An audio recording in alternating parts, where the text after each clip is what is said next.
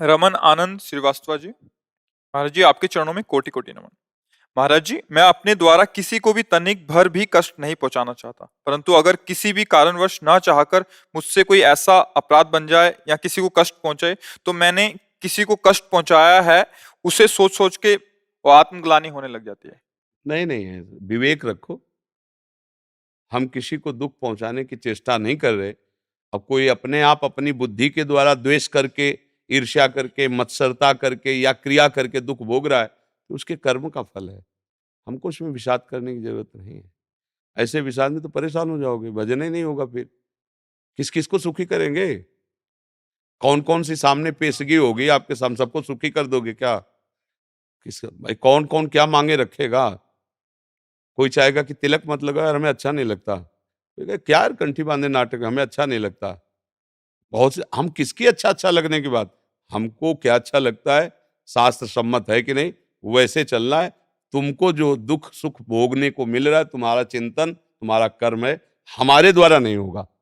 अगर हमारे द्वारा किसी को पीड़ा पहुंचती है, कष्ट पहुंचता है, हमने जान के पहुंचाया है, तो हम प्रभु से क्षमा मांगते हैं। अन्यथा फिर ऐसे संसार है, वो अपने आप सोचकर दुखी हो, सोचकर चिंतन बिगाड़ लियो, बात अलग है। तो इसलिए विवेक का आश्रय लो, नहीं तो परेशान हो जाओगे। ऐसे सीधे साधे आदमी कि यार वो दुखी, अब क्या करें हम? बहुत तरह के लोग होते हैं। देखो, अगर संसार में जीना है तो कुछ युक्तियां सीखनी पड़ेंगी। धर्म से चलो, हम कह रहे किसी का हित नहीं, पर कोई तुम्हारा अहित करने आ रहा है तो ऐसे थोड़ी बैठ जाओगे। कोई तुम्हें मारने आ रहा है तो बचाने की कोशिश करनी चाहिए। जब ना बच पाए तो फिर भगवान की जैसी इच्छा हो। ऐसे हमें किसी को दुख नहीं देना है, लेकिन अगर कोई अधर्माचरण करने आ रहा है तो तुम्हें दुख हो या सुख इसकी परवाह नहीं।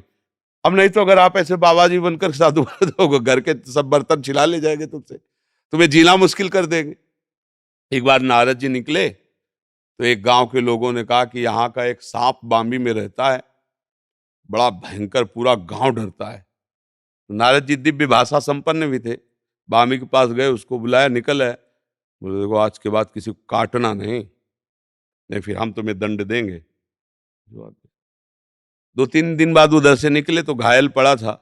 बोले तुम्हारी दशा कैसे? बोले आपने की है। बोले हमने क्या किया? बोले रोक दिया था ना कि काटना नहीं, अब जो आता है वो ईंटा डंडा मार, हम बाहर निकलना मुश्किल है। बोले फुसकारने के लिए थोड़ी मना किया था, काटो मती, लेकिन फुसकार ऐसी मारो कि कोई नजदीक लावे। समझ रहे हो ला?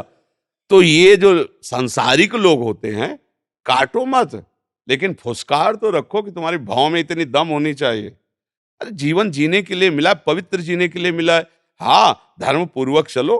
कोई अधर्माचरण कर रहा है तो तुम्हारी आंख में दम होनी चाहिए कि रेखा मत पार करना। रेखा पार हुए तो देखो, एक तरफ भीष्म जी हैं और एक तरफ भगवान हैं, और जब भीष्म विपक्ष में खड़े हैं, तो तान के बाण श्री कृष्ण को मार रहे हैं, साक्षात श्री कृष्ण, और उन्हीं के सेवक है, उन्हीं के भक्त है। खेल खेलना सीखो। कुछ एकदम सरल हृदय के जल होते हैं ना, तो उनको लगता है किसी को दुख न पहुंचे, किसी को क्षोभ। अब ये मुंह बनाए कैसे इसको प्रसन्न करूं, तो कभी नहीं प्रसन्न कर सकते। तुम ये लिख लो, हम अपनी बात कहते हैं। मान लो तुम तो गृहस्थ में रह के सोचते हो हम बाबा जी हैं, हमें लगता है मेरे द्वारा कभी किसी को भूल कर भी असंतुष्टता ना हो। और जब कोई असंतुष्ट जरा से दिखाई देता है तो मुझे लगता है क्या मेरे से गलती हो गई। फिर विचार आता है कि वो अपनी सोच में असंतुष्ट है, तो उसे हम कैसे सुधार सकते हैं? वो हमारी बात माने तो अभी सुखी हो जाए। हम भी नहीं सुधार सकते। अगर आप सुधरना ना चाहो ना, तो हम भाएं बाएं लगे रहेंगे, क्या होगा? आप बात मान लो, अभी बात सुधर जाए। और संसार तुम्हें अच्छा कहे कभी नहीं कहेगा, पक्का समझ लो, किसी भी तरह राजी नहीं है ये। एक आदमी घोड़े में, घोड़े को लेके जा रहा था, पिता थे उसके और वो था। पिता थोड़े बूढ़े थे, तो उन्होंने कहा पिताजी आप बैठ जाओ, हम पैदल चल रहे हैं घोड़ा पकड़े। चार लोग मिले, बोले यार इस बुड्ढे को शर्म नहीं आता, लड़के को पैदल चलवा रहा है, घोड़े पे स्वयं बैठा जा रहा है। बोले बेटा तुम बैठ जाओ। आगे बोले, बोले जवान हो, शर्म आनी चाहिए, बूढ़ा पैदल चल रहा है, तुम घोड़े पे बैठे हो।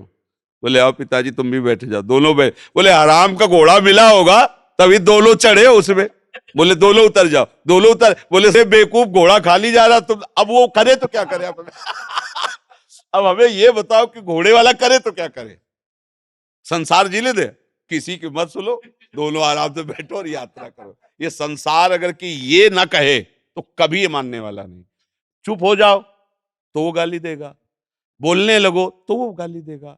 शांत अपने मार्ग में चलो, धर्म से चलो, तुम्हें लोग क्या कहते हैं ये सुनना बंद करो, तभी आगे बढ़ सकते हो। नहीं तो इस मार्ग में या कहीं भी आप देखो, जो लोग अपना कमा रहे हैं, धर्म से चल रहे हैं, पड़ोसी ही उसको नष्ट करने के लिए विधान बनाते रहते हैं, वो जलते रहते हैं।